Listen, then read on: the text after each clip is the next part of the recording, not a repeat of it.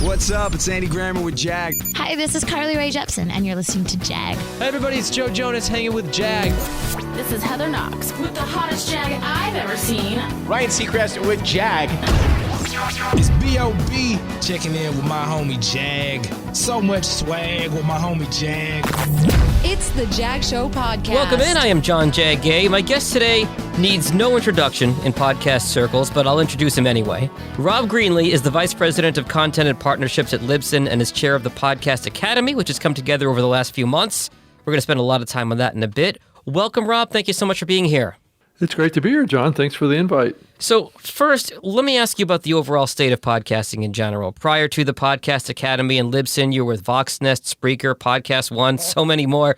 As someone who's been in the business at these very high levels for a long time, if you could zoom out, where would you say we're at right now in 2020 with podcasting? Well, I think it's been an evolution. I know a lot of newer people, I think, getting into the podcast medium see what's been happening over the last couple of years or whatever and think that things are just exploding, you know.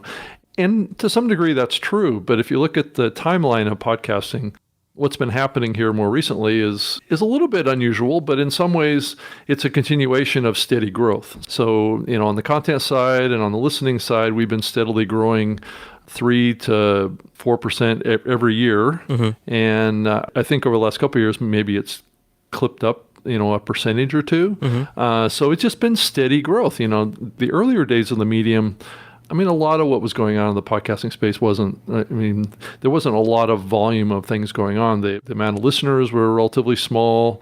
The amount of content was relatively small. So things were building.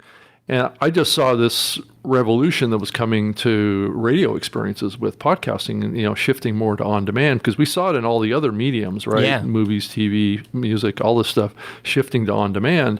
And radio just hadn't got there yet, really. At the end of the day, it was still a lot of linear streaming, a lot of those type of experiences. So podcasting is kind of taking its place in history of sorts right now. And being an on-demand medium, which is what the internet has really transformed all mediums up to this point, just that audio is a little bit of a laggard on this one. And a lot of reason that it is a little bit of a laggard is because of what we saw starting in about 2007 with the social media platforms. Mm-hmm. That kind of took a lot of attention away from podcasting as social media started to explode and become viral and spread. It kind of took attention away. But now what we're seeing with the social media platforms is that they're not looked on as favorably as they did back then. And now, guess what? Podcasting is the next big thing that everybody's looking at now.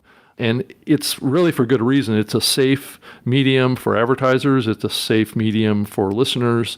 It's got a lot of scale, and it's just expanding globally right now, and more people are getting involved in it. So it's an exciting time. What do you mean by safe? I think generally it's content safe.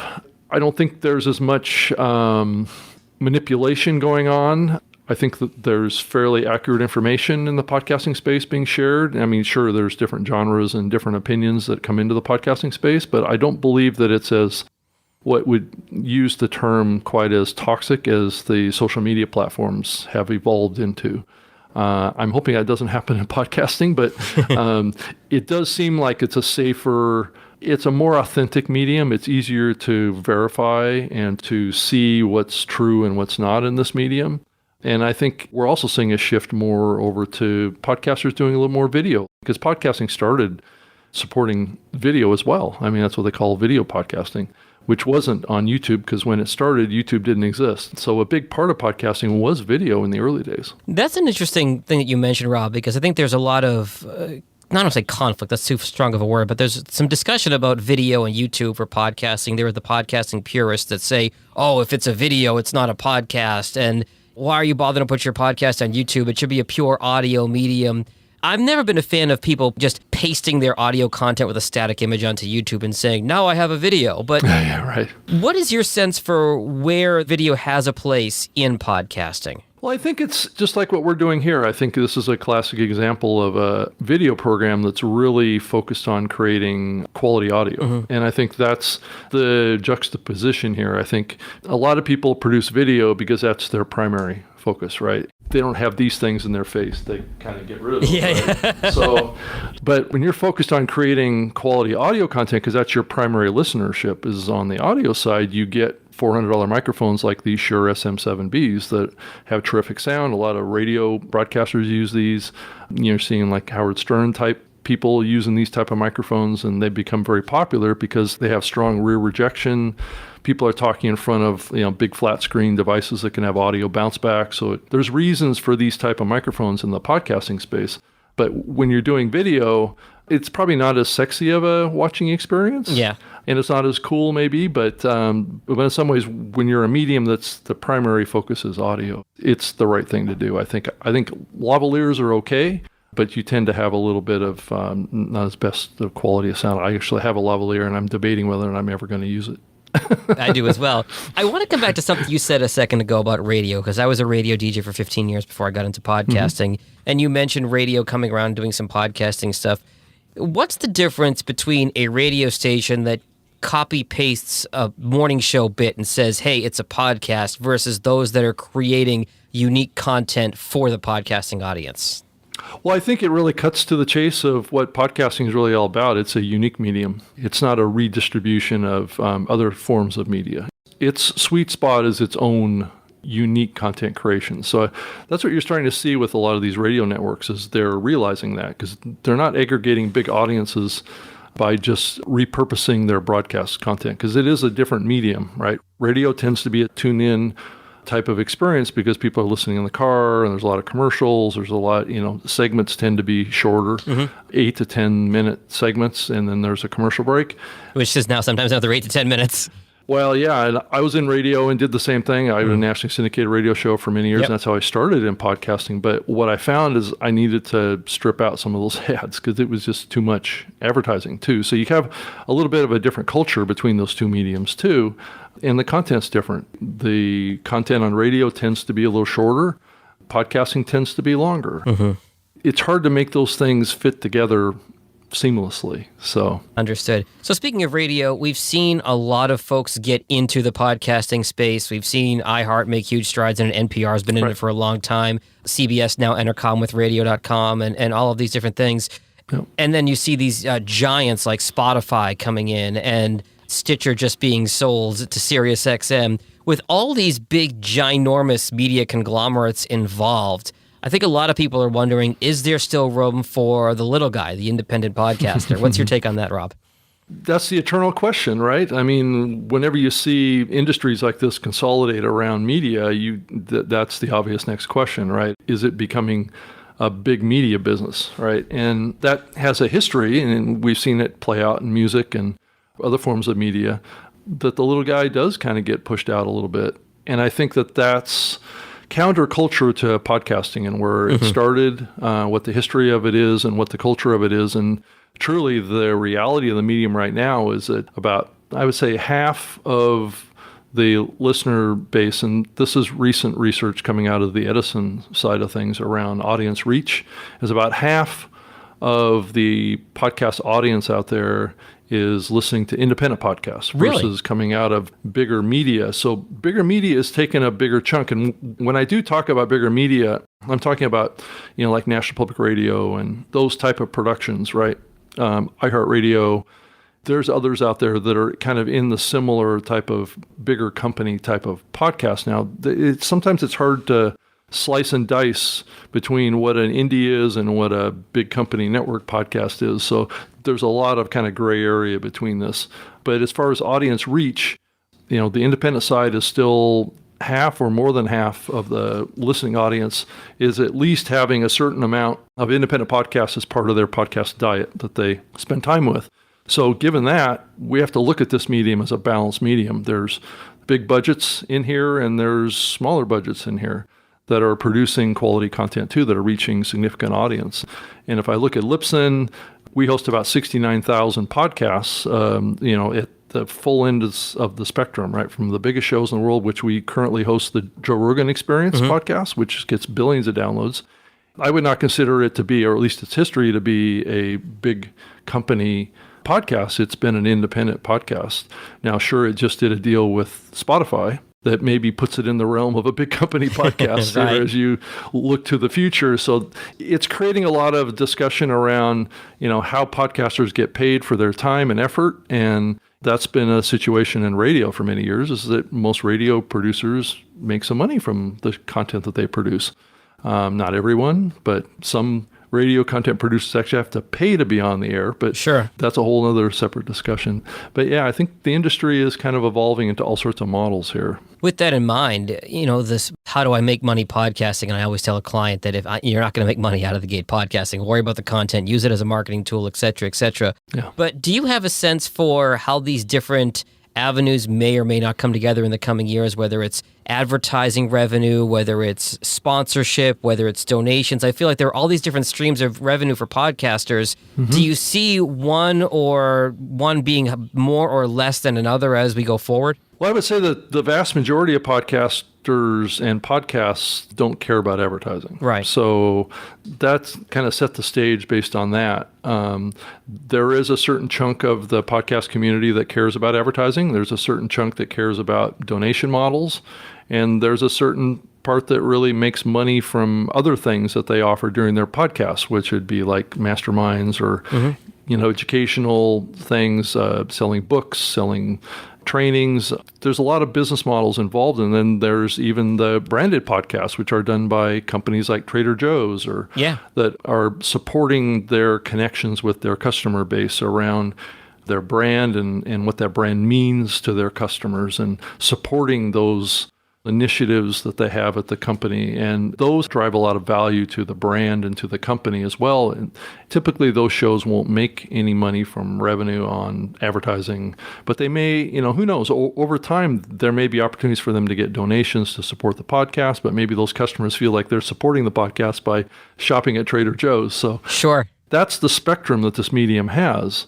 I think donation models have a big play here. And I think one of the debates that's happening right now is that with the big companies aggregating podcast content and wanting to potentially get involved in advertising in those shows on those platforms separately from the content host platforms like Libsyn putting the ads in, is that somehow that may challenge donation models and make those less advantageous or capable to scale. So there's a lot of complex issues in dynamic ad insertion, programmatic ad buying, which tends to drive lower revenue numbers. And host reads or baked-in advertising has always been the real key breadwinner for the podcasting industry. That radio DJ live read that you and I know from our former lives. Absolutely, absolutely. Right. Last question before I get to the Podcast Academy, and that is COVID-19 and the effect that has had on podcasting. I've seen so much conflicting data over the last several months. The sense that I have right now, and I want you to correct me if I'm wrong here, is that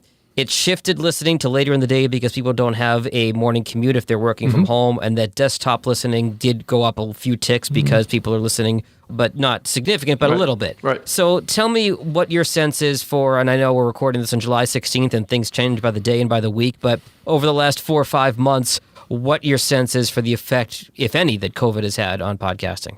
Well, I think it has opened up some opportunities for podcasting on the listener side because people are listening to less radio because they're spending less time in the car. So I think it has accelerated the decline on listening on the radio side. I think you're seeing a lot of the big radio groups start to have some struggles right now. Because a lot of those radio groups are funded by local advertising, and local advertising has been under threat. So I think there's a benefit there. But I do think that the other thing that we've seen is with people having so much spare time being at home, locked away, that they've felt an urge to be a content creator and creating new podcasts. Over the last 3 months, we've seen the growth in new podcasts reach levels we've never seen before in the 16-year history of this medium. I think going back to April, May, June, we were seeing close to 100,000 new podcasts every month. And prior to that, we were growing at probably around 15,000 a month. So you can see that's a significant uptick. And then for a few of those months, we saw a decline on many of the platforms on the listener side, as much as 5 to 13% on the listener side going down. So it's an opportunity, I think, for podcasting. And I think in combination with what's going on with the social media platforms right now, it's just an opportunity to grow. Fair enough. So I asked you on the show on the premise that we were talking about the Podcast Academy, which I want to get to now. And thank you for indulging me in my general questions about the podcast industry. But Tell me about the Podcast Academy, the idea behind it, how it came together, how it got started. I want to know everything about it. Well, I wasn't really with the organization when it was kind of pulled together and formed. That was a project that Hernan Lopez was kind of initiating. He's the CEO of Wondery. Mm-hmm. I joined the board back in March and started getting involved, going to their meetings in New York and things like that, trying to help the process. Because the podcast community was kind of a little bit spun up about some of the messages that were coming out from the organization. So around its recognition of what's happened in the past with podcasting and the indie side. So I got involved with the Academy, and subsequent events happened where I kind of got selected to be the chairperson of the organization. And really, honestly, the chairperson is really just the guy that runs the board meetings. But it does kind of put me in a spokesperson role for the Academy as well, to talk about the Academy. That was the role that Hernan had prior. But that's what's happening with it. We have launched membership in joining the Podcast Academy. That launched on June 22nd. So it's like $50 a year right now to join until the end of August. And then it goes up to $100. But to talk about what the purpose of the organization is the core of it, similar to the Academy Awards or the Grammys or whatever. We're trying to put together an awards kind of organization that will reward excellence in all aspects of podcasting, whether it be shows, hosts, genres, the production, the editing, screenwriting around fictional podcasts. I mean, we're trying to build an organization that is based on education, helping people cross-learn about how to improve their production skills, their hosting skills, all those kinds of things. And that's really what the core of it is today. Now, granted, the opportunity to do more with this organization around best practices, standards, especially when you start getting into education and helping move the industry forward in a positive direction around skills development. As this industry becomes a little bit more commercial, there's more people coming into this medium that aren't talking on a microphone ever before. So those people need to be supported too, and that's what this organization is working to accomplish. Plus, we also have a mentorship program too that members can get matched up with other people in the industry that have maybe more advanced or more experience that can help them along and improve. So we're open to really a lot of ideas coming globally as well. This is a global project as well, so we're going to be working with people outside of the U.S. as well. It's just not a U.S.-centric thing, because podcasting is not a U.S.-centric thing. Right. So we want to embrace the whole world, which is a big challenge. We're a fairly small team, but we do have a staff, part-time staff that's working on this project to kind of pull it together and keep it running, keep the lights on, and process those new memberships and set up webinars and educational activities and work on the meetings and work on minutes and work, all those things that you have to do to operate a legitimate nonprofit, which is what we are. So this is not a for-profit organization. We're here to service the members, which is the industry. I love the idea at some point of maybe having a little like a Grammy on my mantle, like maybe an award from the Podcast Academy. But to your point, the much bigger issue here is the education and getting people up to speed in the industry. You mentioned webinars, and there's white papers and mentorship and so many of these things. I feel like there's a lot out there in terms of webinars and white papers and stuff when it comes to podcasting. God knows I post enough about podcasting on Facebook that I get Facebook ads up the wazoo for check out my one-on-one on how to be a great podcaster and blah, blah, blah, blah, blah. What makes this venture unique in terms of the breadth of knowledge that you're offering? Is it just the people that are involved with it? Yeah, I would say that we have a very good process for kind of vetting this stuff and to make sure that what's being put on is the highest quality recommendations and advice. I think that there's been a history in the medium of a lot of people putting on educational stuff, but sharing maybe not the best of information about what to do, just because maybe those that are sharing it don't have a lot of experience at doing it. That's kind of back to when podcasting is kind of the wild, wild west and not a lot of industry standard stuff. Right, and that's best practices and how to actually do this stuff that actually works. And talking with people that are successful and getting those people talking to the community versus just anybody that wants to launch a mastermind or an educational program.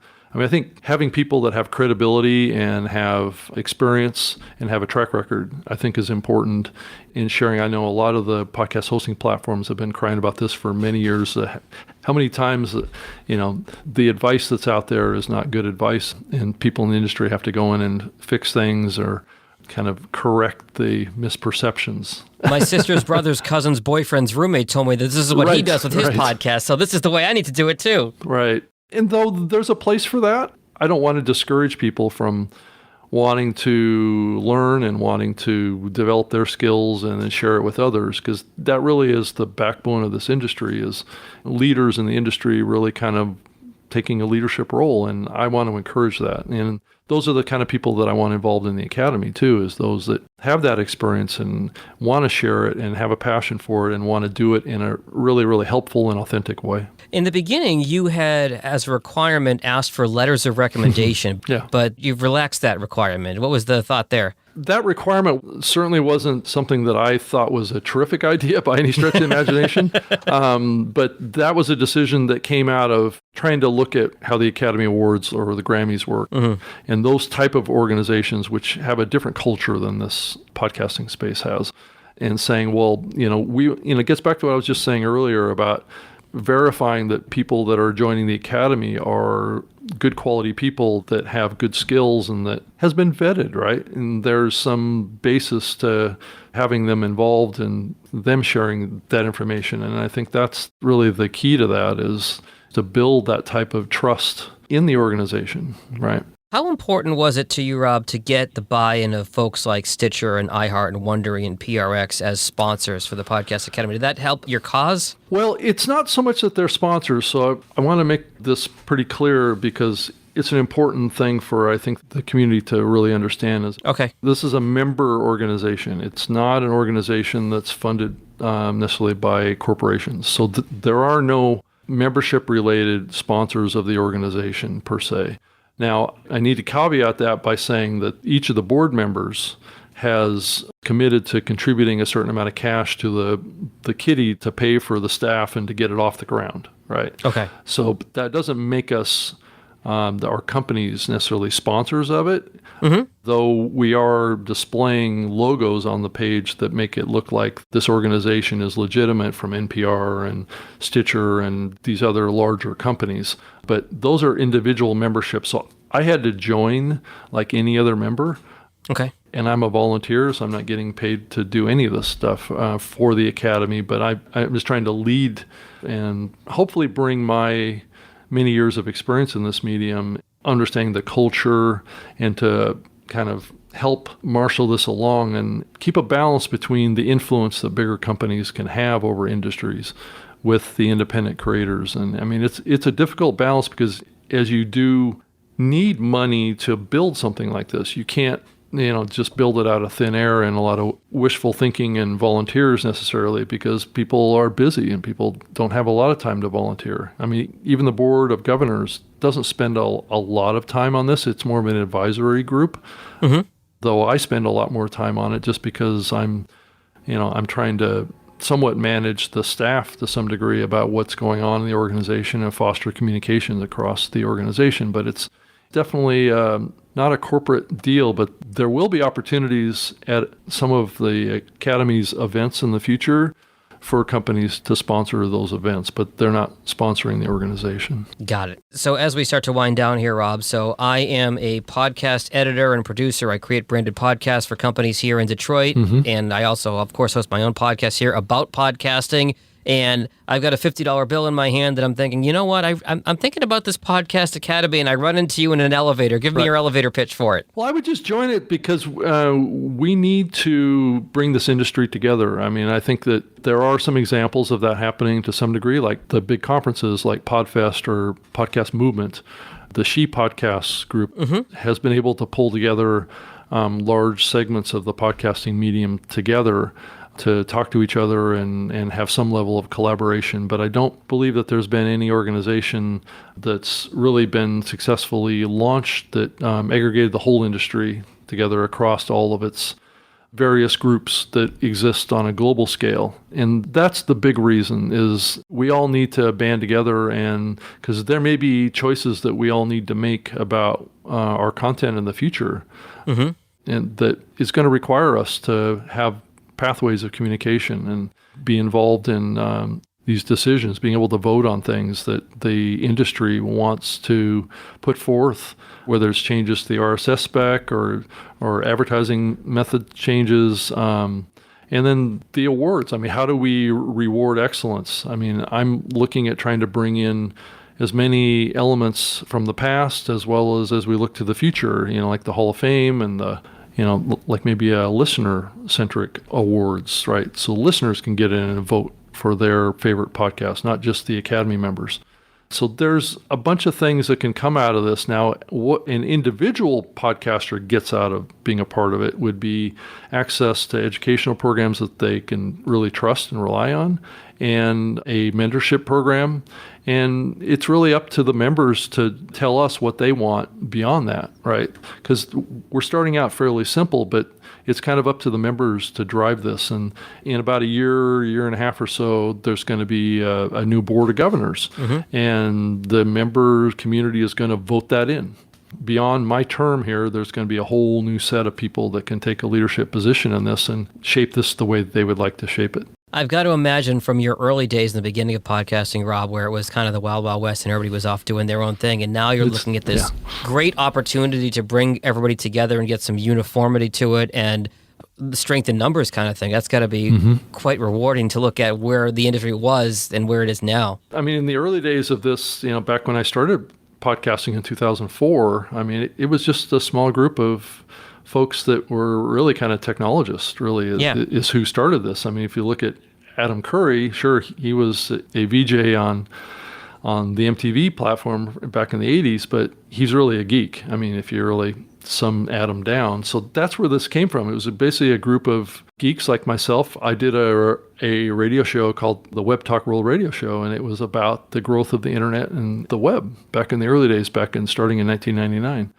And so that's where this came from. And over the years, it's been a bunch of white old guys, that have been doing podcasting. And now it's a lot of women, a lot of other races and ethnicities all around the world that are getting involved in podcasting now. So it's really grown up, and it's a reflection of the world now more than ever. And that's really exciting to see. I mean, there's more women creating new shows now than men. So you just go through the list of how this medium has really kind of blossomed, and it's pretty impressive. Even for me, just in being involved in a couple of years, I believe it would have been this week would have been my third podcast movement, just seeing the difference between Philadelphia 2 years ago to Orlando last year to where we are now in terms of the demographics of who's walking around the hallways at Podcast Movement. I couldn't agree with you more. It's been great to see the diversity and, like you said, not a bunch of old white guys. So. Well, back then, all those old white guys were a little younger than they are now. Fair enough. On that note, Rob Greenlee from Libsyn and from the Podcast Academy, I really can't thank you enough for taking some time with us today. Really appreciate it. Well, John, thank you so much for having me on your show, and good luck with your show, too. And I look forward to seeing you join the Podcast Academy. I will be online very soon. Thank you very much, Rob. Thank you. Thanks for listening to the Jag Show podcast. If you like what you heard, be sure to subscribe in Apple, Spotify, Google, or wherever you get your podcasts. New episodes are published every Tuesday and Friday morning. For help with your podcast, find Jag on social media at Jag in Detroit or on the web at jagindetroit.com.